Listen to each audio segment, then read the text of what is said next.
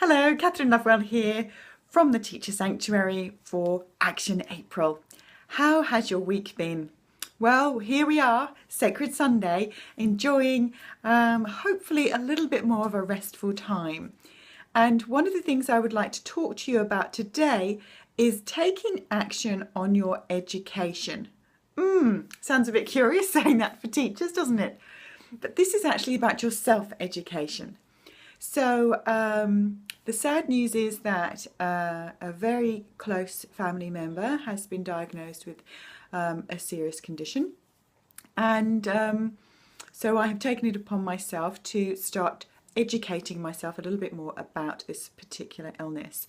And I thought I knew quite a lot about it. I've worked with a lot of clients with this one-to-one and helped alleviate a lot of symptoms, and I know a lot about looking after their bodies whilst going through treatment and sometimes operations and such like.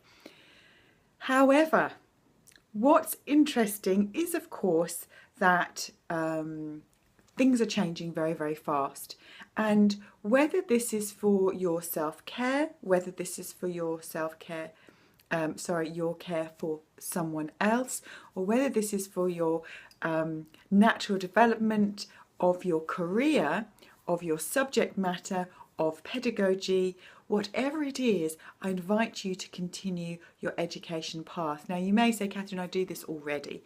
Great. But what if you did this for your self-care? What if you did this for your well-being, to increase your understanding of what suits your body and what suits your mind, body, heart and your work-life balance? What can you do? Where can you find some great information? Now, obviously, I'd recommend the Teacher Sanctuary. We're building resources there every day, and some fantastic expert interviews are available to you. Because obviously I'm not an expert in everything. I have one tiny little piece of the puzzle for you. However, I do believe it's vital if you can connect with fantastic resources. And what I would invite you to do is to start talking, if there's a specific need that you have, to people. Obviously for Women Ed, there's Yammer, a fantastic resource to ask questions about various elements, and I'm there on the well-being and mindfulness group. So please connect there. Every Teacher Matters.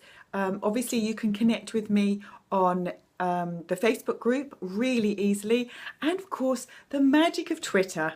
All right, here's a funny little story. It's a bit sad actually. So I was on the bus home yesterday from an outing because it's terrible parking where I was going, so I decided to go on the bus. Fantastic.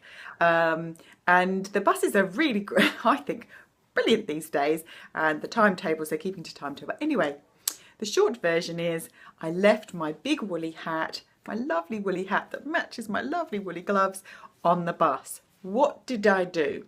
So the magic of technology, of course, I looked up, lost property for TfL, what to do. And of course the office is closed, and I thought, I don't want to leave it there. My hat's still on that bus. Maybe someone will rescue it for me. And I tweeted, the magic of Twitter. I tweeted TfL, bus alerts and TfL, and they responded instantly. And I got some education about what I could do to help my situation. Now, it may seem a silly one, just talking about my lovely hat, but my hat it's the only hat I've got right now, and I really love it, and it keeps me lovely and warm. And so I took action and educated myself as to where I go, what would happen with lost property, what's the best number to contact, who do I contact, etc., etc. Now, for something that simple, I could take action. The steps were quite simple. Now, with regards to your well-being, that can be a little bit more challenging because it's not hard and fast. If you have a headache, there's a myriad of reasons why you might have a headache. If you have joint pain, there's a myriad of reasons why you might have joint pain. If you have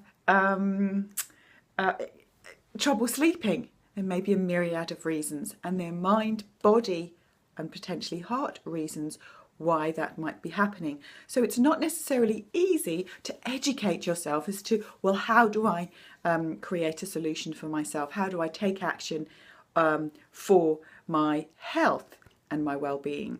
So just go gently, little by little, but I do invite you to take action today. Start seeking out, it may be just asking someone for a top tip. Does anyone know of? Can anyone recommend such and such? And I know sometimes that can feel a little exposing, that you think, oh, I can't ask that question. Actually, you can. There's some interesting research around, positive psychology that when people are asked if you were in a difficult situation and you needed to ask for help, say you're just stranded, I don't know, at the airport, something really, really simple, would you ask for help? And something like 99% of us wouldn't ask for help. However, if the tables are turned and the same question applies, would you go and help someone that called you at 3 in the morning saying I'm stranded? Then 100% of us would say, maybe 99%, I can't remember exactly, please don't quote me, but yes, of course I will help.